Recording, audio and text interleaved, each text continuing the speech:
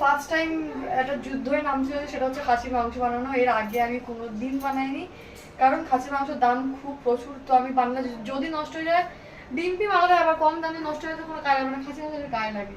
তো আজকে খুব রিস্ক একটা জিনিস করছি, খাসির মাংস বানাচ্ছি। তো আসো, তো সবার আগে ম্যারিনেট করে রাখবো। নুন দেবো কি ভাবছি, দিয়েই দিই, ঠিক আছে। নুন দিয়ে দিলাম, টক দিয়ে দেবো, আর হলুদ গুঁড়ো দিয়ে, আর সর্ষের তেল দিয়ে ম্যারিনেট করে রাখবো।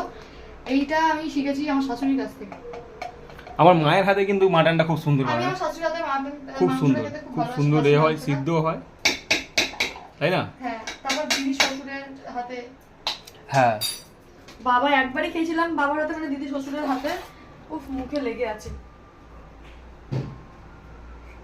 তরকারিটা সবটা দেবো না, জল বেরিয়ে যাবে এমনি।